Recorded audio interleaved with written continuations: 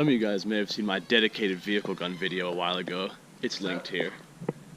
It's not in this truck today, but we will show you how a dedicated vehicle gun is set up.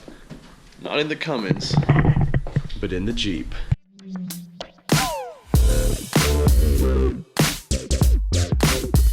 So today, real quick, just gonna go over my idea of a truck gun.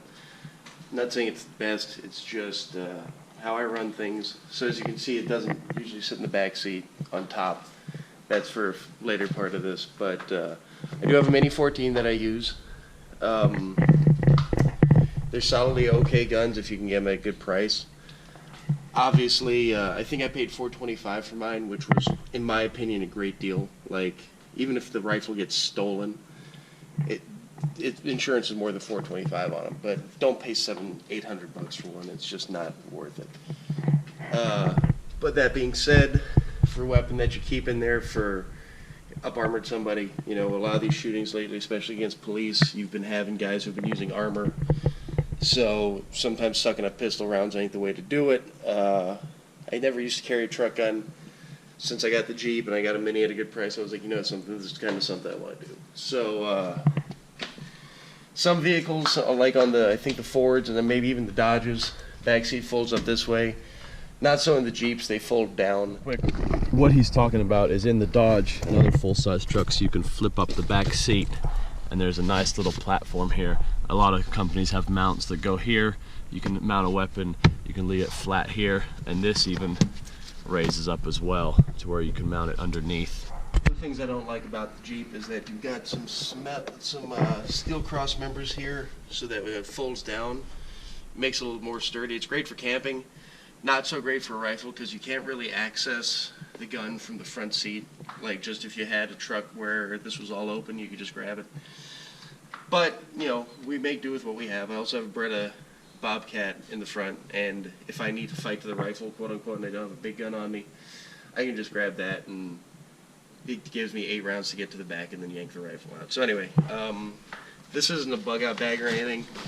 It's literally a little 511 bag. It's got 2 spare 30-round mags for the Mini, a couple spare mags for my 220, and it's got a little sappy plate in, so I can pretty much throw it over, cover the vitals, aka the groin, because that's where it sits, and it gives me 60 rounds, and then I'll show you I've got 20 rounder in the truck gun. So this is my truck gun. These are actually worth more money than they should be.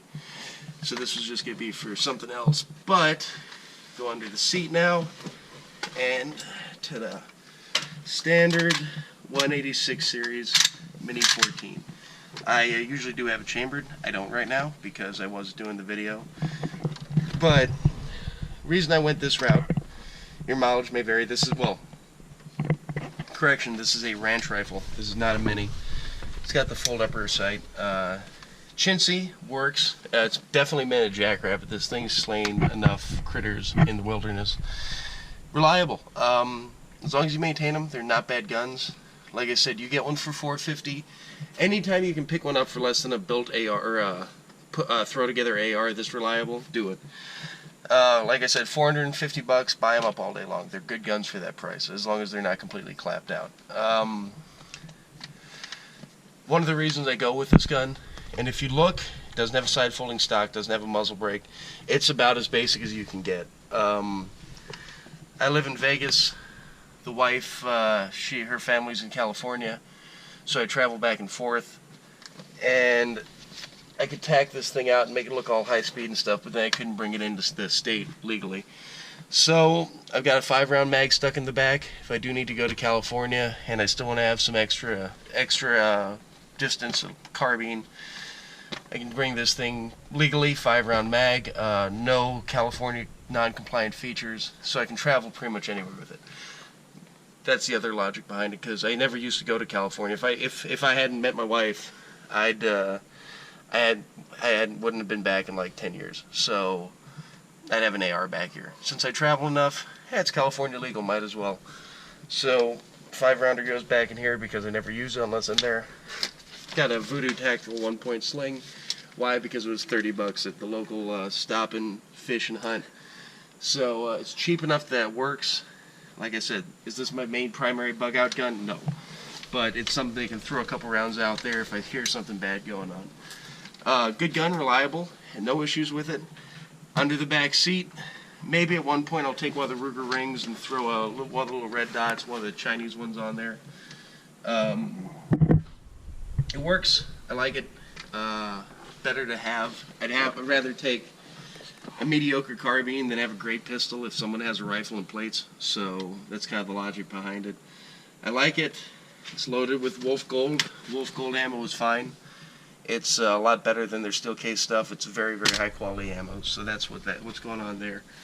So let's put this down for a second. Say if you're not worrying about compliance issues, what are some things you could do for a truck? So other options you can think of, whether you're talking about compliance with state laws, which you should always do, or just different options. So I got a Mini. You know, if you don't travel, if you're in Wyoming and you don't really have any restrictive states around you, yeah, get a side folder on it. This is a SIG 556. I never shoot the thing anymore. It's just kind of around. It's not a bad gun, but there's just better options out here. But you know, here you're running a side folder, 16-inch barrel with a flash hider on it. You end up with something a little smaller, a little shorter, a little easier to get around. So that's another option. This is a Mini 14. This is an old one from the 80s. It's still a California band gun because you can see there's no muzzle brake on it. But this is a factory folder on a Mini. These stocks sell for like $700 freaking dollars. So I would never use this as a truck gun because there's no real gain over a Choate or a $100 one. But I have it because it's kind of cool. Like I said, Minis are solidly okay. I got this one at a good price, so I went with it. Obviously, you can see though, compared to the other Mini, actually, let me grab that. See how much of a difference that this makes with having folding stock on there. Makes it a lot smaller, makes it a lot more compact. So something with a folder is always a good option. Move over here. If you want to talk about something that's hitting a little harder, it's going to raise even less suspicion. I've got a Steyr Scout. If these weren't so expensive, and they've come down in price. You want to talk about a steal now. These used to be $2,000. I picked this one up for $2,000. Now, ever since more companies have been making Scout rifles, these have come down to about $1,300. For $1,300, you're getting an awesome gun. It's lightweight. This one has Andy's leather ching sling on it. He's great. He's a great dude. Ruger makes a Scout rifle. There's a bunch of companies that make them, but now you're running up to a 308. Someone in armor. Not that I recommend going out and getting some, but if you're in a situation, you know, 308 will punch through quite a bit. Bolt gun, obviously you're not going to run into any compliance issues with a bolt gun. Pretty much every state allows bolt. I think every state does allow bolt guns. This is a 5-round mag here, and a 5-round mag in the stock. So you can keep 10 rounds on you. Like I said, this isn't going for some firefight. You're just, something went really wrong and you happen to have a carbine. So that's another option. And, you know, another option is a 12-gauge shotgun. This happens to be a Benelli. Guess what? It's a semi-auto. 8 rounds is a lot. I hate to throw at something. It's a good gun. This one happens to be a convertible. But even a semi-auto shotgun, no one's going to look at funny. You got rifle sights on it, loaded with 1-ounce slugs, and you can do a lot of damage with that. So that's kind of the idea. These are my personal opinions, my humble opinions on what makes good options for a truck gun, why I went with this, and why if you have other reasons or other logic, or you're not by a tyrannical government state like California, you can do some extra stuff.